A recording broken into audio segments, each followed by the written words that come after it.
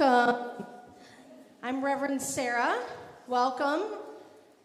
She, her are my pronouns, and I'm the settled senior minister here at Valley Unitarian Universalist.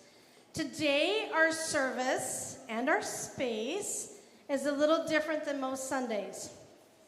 Today, we're engaging in service in action as a way to build community and connection with each other. This is a multi-generation service. So we're not singing our kids out today, we're actually engaging in community with them. So thank you, all of you younger folks who came to join us today.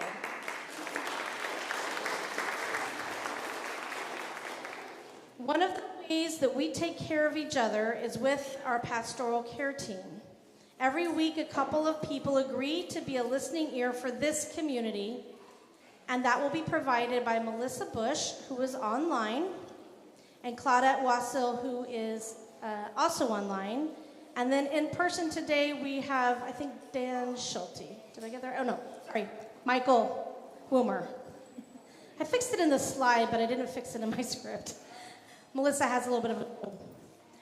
You can contact the lay pastoral care team at any time at pastoralcare@vuu.org. Y'all, let's just take a moment to celebrate how amazing it is that we have a team of people that are willing to be an ear for whatever's going on in your life all the time. Let's give them a round of applause.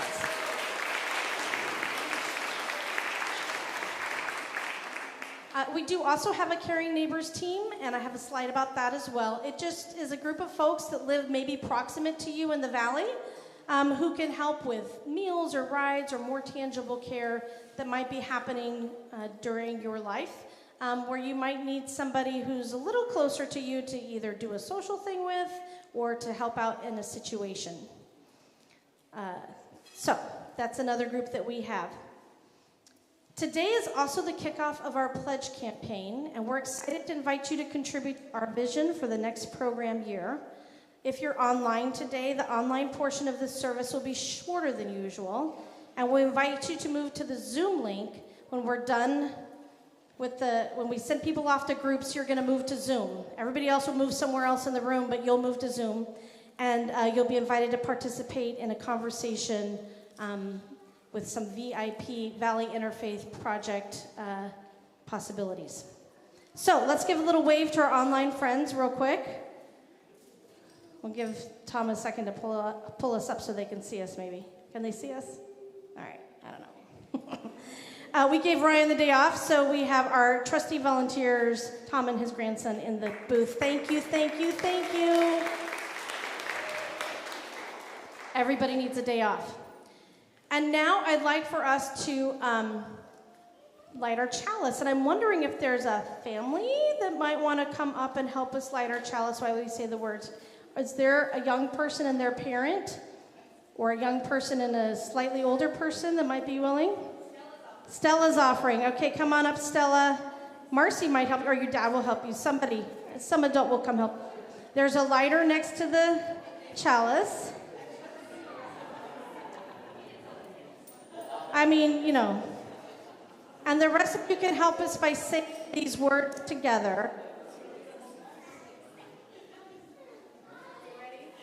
We kindle this flame, symbol of our faith, for the light of truth, the warmth of community, and the fire of love, which calls us to work for justice. And before you guys leave, let's hear all your names. So who do we have up here? Harriet. Emmeline. Stella. And?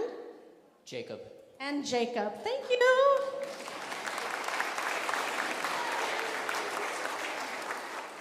So I now turn it over to Marci to do the magic that she does.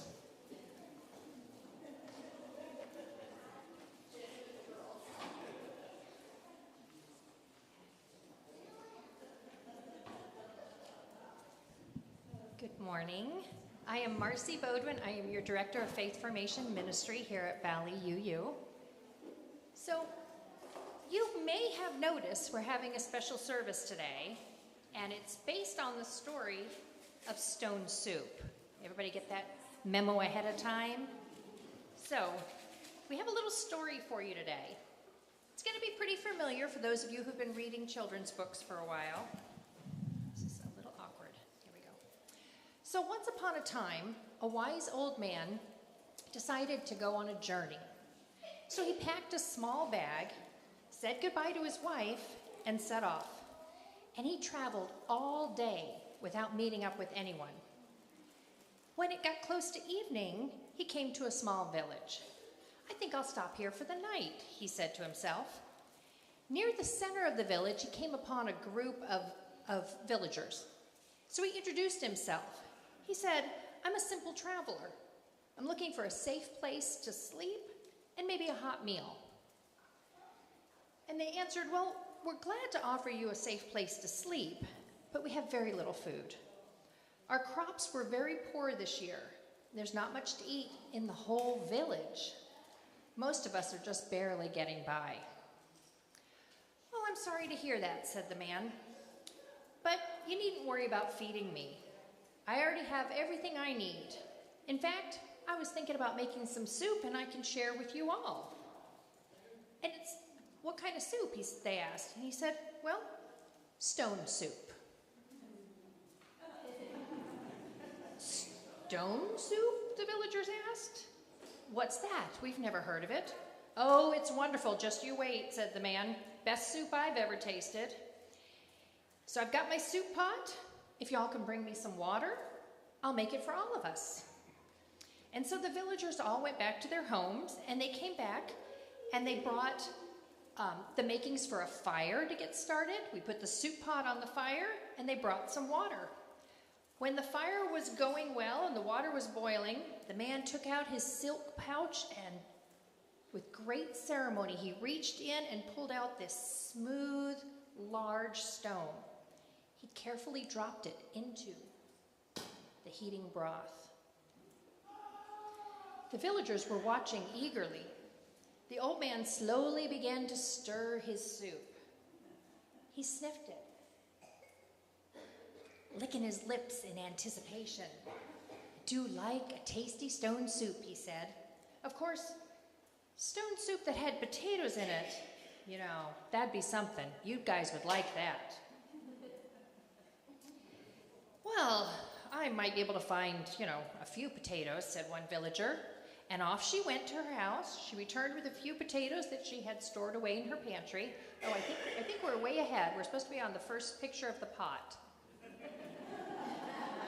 Our soup's not made yet. Are we able to back up?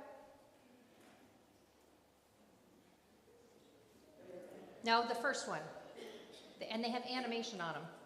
Well, you may miss the magic of Kelsey if we can't see the animation today.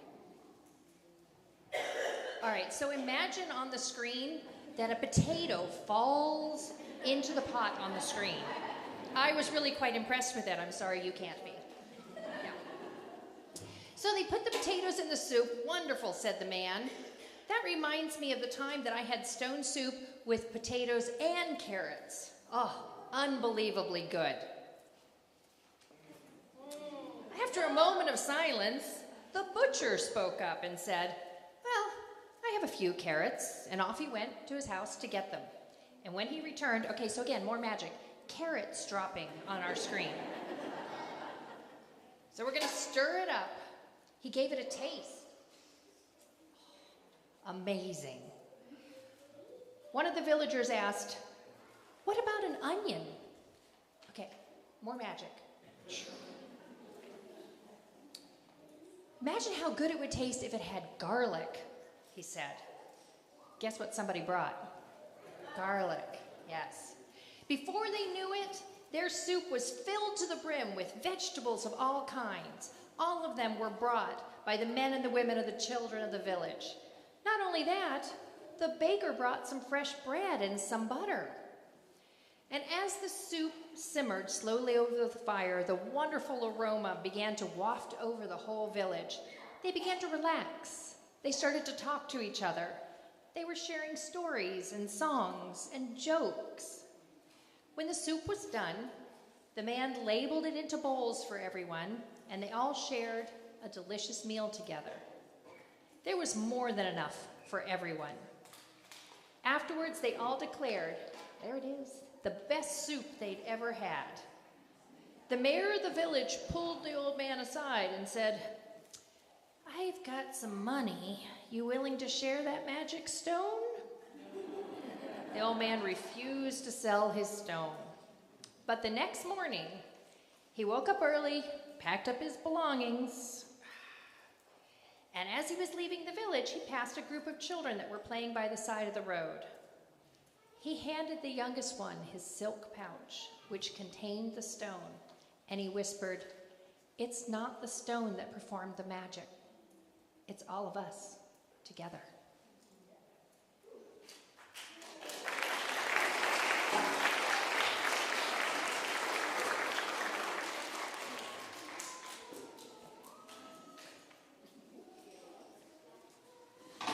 Good morning. Morning. I'm Katie Seiferth. Pronouns are she, her. I'm the director of music ministries, and we're going to sing together. So kids, how many of you know this song? Rain, rain, go away.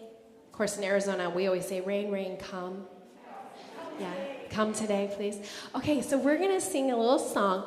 I wrote some words to it that's really easy about stone soup. So kids, you think you can help your parents sing along on this song? Yeah, okay. So it goes like this. The words are up here.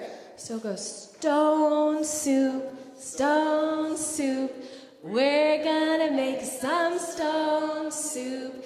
Everyone can add their flair to share our stone soup everywhere. Stone soup, add veggies, broth, and spices too. Let's not forget our love and care to share our stone soup everywhere. Good job, I could hear your parents singing with you. All right. Okay, now we have invited you all to contribute to our stone soup. Perhaps you brought some vegetables or beans or herbs or pasta to add to the pot of soup. If you brought broth, it's already cooking. But you've also brought with you intangible ingredients like hope or humor or songs or volunteering in the classroom or singing or helping in the kitchen or forgiveness or whatever. So I'm inviting you to tell us what you brought and what it represents in a couple of different ways. In a moment, there'll be a slide with a QR code. If you want to do the fun techie version, you can use that QR code to tell us digitally, and later we'll see what you all contributed. You can also tell us by writing on these pieces of paper over here or these pieces over here, both what you brought tangibly and intangibly to join our group. And we're going to invite you, if you still have ingredients to contribute, to go ahead and come down and put your food along this table here. So you'll be either, so on the north side wall, food items that will go directly into the soup will be added. And anything you've held on to, you'll bring and put up on this table next to our little choir. And as you do that, we're going to sing.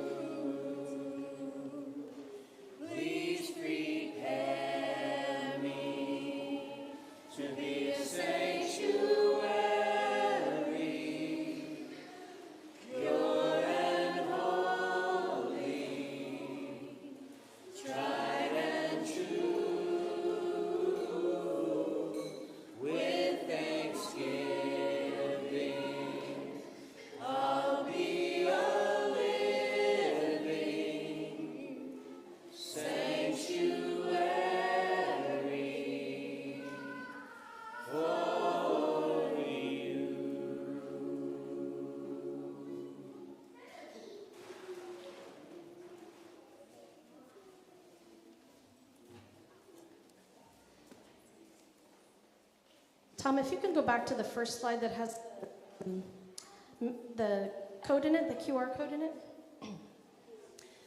So at any time today, if you would like to put on your paper what it is that you Unity, go all the way back to the one that's got the QR code on it. You can do that either using the QR code, that with your phone, which you should be able to get from the back, or you can come forward at some point and write on the butcher paper what it is that you contribute to community. So in the story of Stone Soup, a stranger convinces each member of a community to share a little bit of their pantry to make a wonderful stew, which everyone gets to share. No one is responsible for the whole stew, and yet everyone contributes and gets to receive more than what they contributed. Valley Unitarian Universalist is a lot like that soup. We each bring our own gifts and talents, our own yearning and questions, our imperfect and beautiful selves to this community, and we are invited to share the abundance that emerges as a result. In our classrooms, our kids, more than 100 of them this year, they're not all in the room right now, are learning with and from each other, as well as with and from adults in our community who agree to be part of the ingredients of faith formation. How many of you currently or in the past have contributed to youth faith formation or religious education as a volunteer, to teach, or leader? Raise your hand. Yay! How many of the youth present go to classes? How many? Go ahead, raise your hands. I'm going to move to a mic that's corded. We also have adults who offer to lead small groups for other adults, like the Dalai Lama group or the Eastview small groups, like our grief group, as well as different curriculum that take us into learning about ourselves and our world. How many of you currently or in the past have led an adult faith formation group or an adult small group activity? Raise your hand. Now or in the past? Yes, thank you. And how many of you have attended one? Thank you. We have so many ways to gather and to care for each other, and so many ways to be in service to the larger world around that. When we engage in growing ourselves and attending to the needs of this community and the larger community that it is a part of, together, there is more available than we realized, and abundance emerges that we didn't know was there, just like the soup.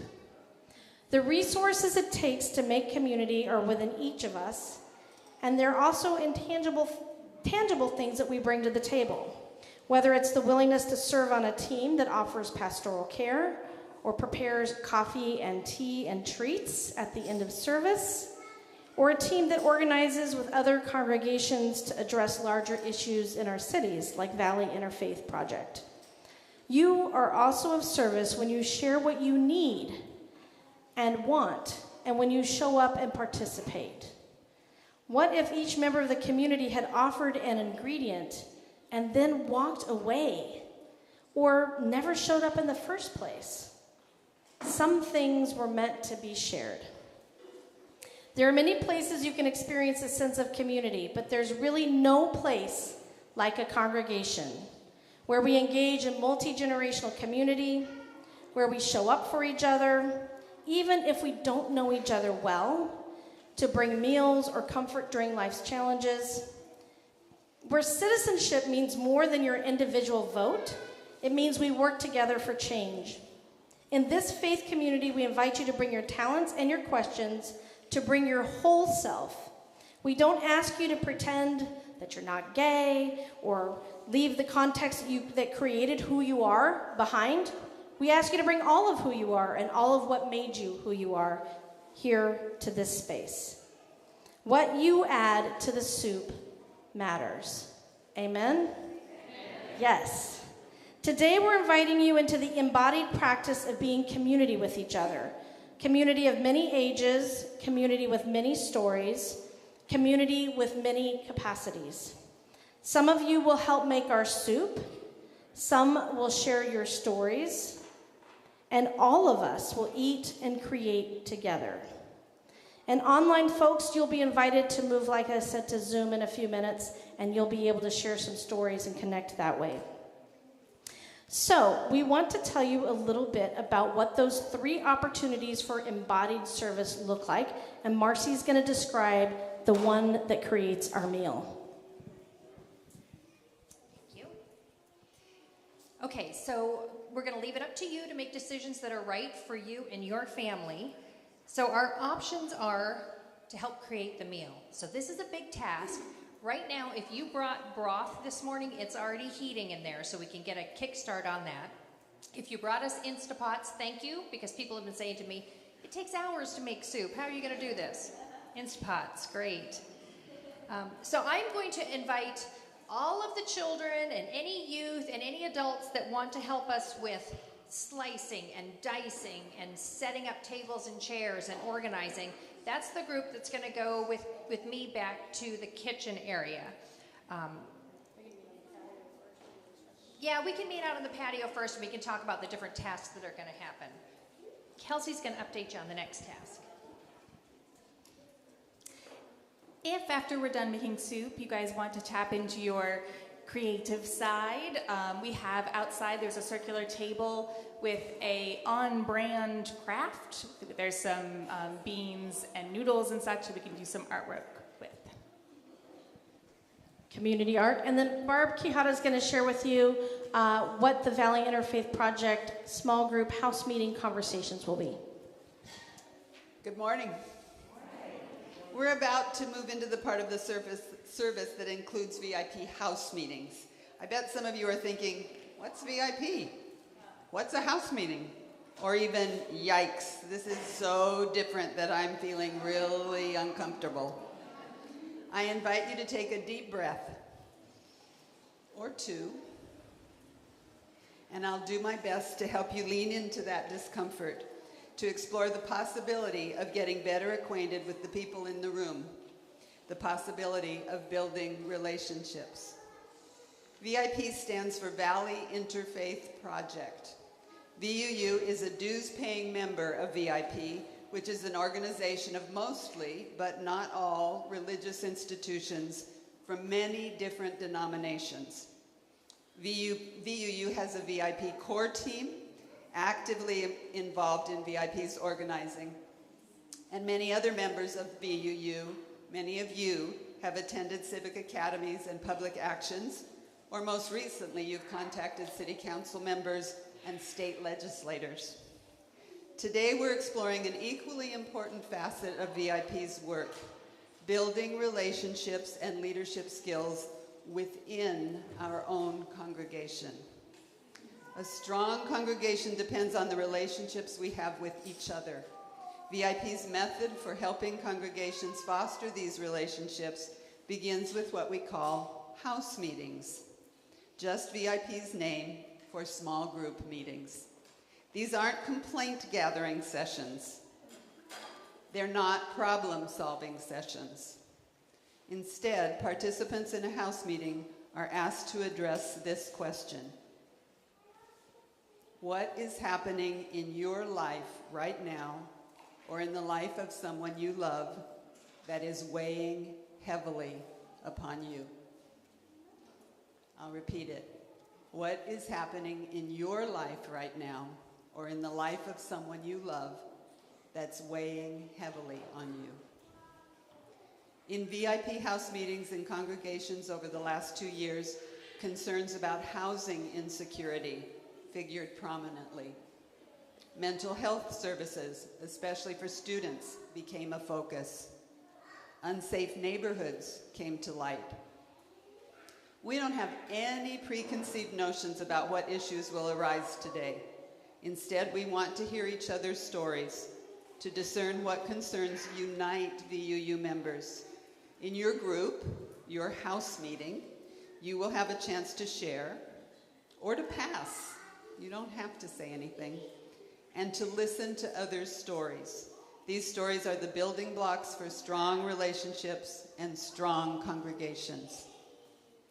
What'll come after today? Certainly, if you want to be contacted by Reverend Sarah or a pastoral care associate, that will be noted. The Leadership Development Committee or a VIP member might be in touch to see if you'd like to participate in a one-on-one conversation.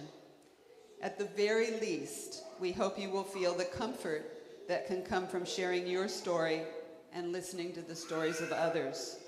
We have much to learn from each other and much to offer to each other. So we're going to take a little pause now, and Marci's going to direct the group. If you're not going with the soup makers, if you'll stay put, then I'll help you get to your house meeting. Okay, anyone who wants to help making soup or setting up tables and that sort of thing, we're going to head towards the glass doors out of the patio.